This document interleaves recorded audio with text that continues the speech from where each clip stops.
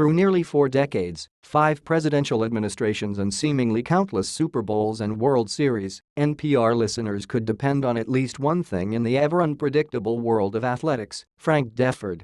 A mainstay on Morning Edition, the Hall of Fame sports writer was public radio and APO's scholar of sports for some 37 years before hanging up his cleats earlier this year. Deford died Sunday at the age of 78 at his home in Key West, Florida, his wife confirmed to NPR.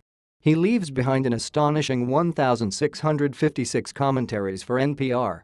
And we are saddened to hear that Frank Deford has passed away, NPR President and CEO Jarl Mohn said in a statement Monday.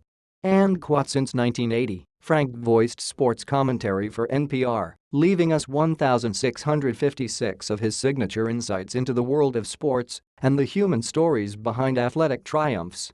He was a beloved colleague and a signature voice of public radio. Upon his retirement earlier this year, Deford himself expressed gratitude for this long-standing relationship with listeners.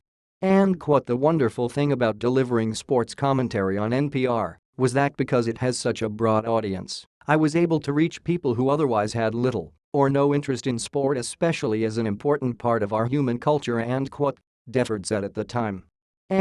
Nothing made me happier than to hear from literally hundreds of listeners who would tell me how much the commentaries revealed about a subject they otherwise had never cared much for.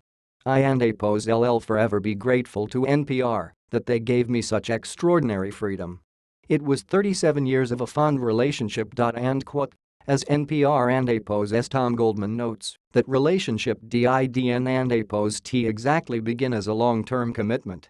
In fact, at the time he was recruited by a Morning Edition that was still in its infancy, Deford HADN and APO's T expected to contribute his commentaries for more than a few months. After all, back in 1979, Deford was already one of the star writers at Sports Illustrated, having already been with the magazine for about a decade and a half.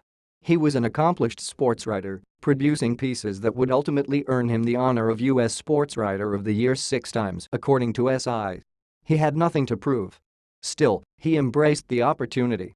I am something of a ham, he told Tom earlier this month. Yeah, I and APO's D always been a writer. But in high school I acted in plays. So it WASN and APO's T, as if you had to drag the words out of my vocal cords. And so what began as a brief gig in 1980 became a deep and lasting relationship with NPR and APO's listeners. Each week, he would voice opinions both creative and controversial, references to Shakespeare and scathing takedowns, not just of commissioners, but even occasionally entire sports, as some ice hockey and soccer fans may still remind you. His body of work on NPR as well as in Sports Illustrated, HBO and APO's Real Sports with Bryant Gumbel, and 20 books of his own earned him not just LISTE and PRS and APO's loyalty but his PROFESSIO and APO's S and the NATIO and APO's S highest honors too, an induction into the National Sports Media Association Hall of Fame in 1998 and a National Humanities Medal in 2013. He was the first sports writer to win that medal. A dedicated writer and storyteller, Mr. Deford has offered a consistent, compelling voice in print and on radio, reaching beyond scores and statistics to reveal the humanity woven into the games we love. President Barack Obama said of Deford in a statement at the time. All the while, Deford remained an evangelist for the games he loved and for the crucial role they continue to play in our lives. This is part of your life. It and APO's the second tier. He told Tom. The first tier is eating, drinking and procreation.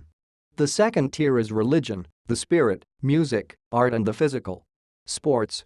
It deserves to have as much attention paid to it, seriously.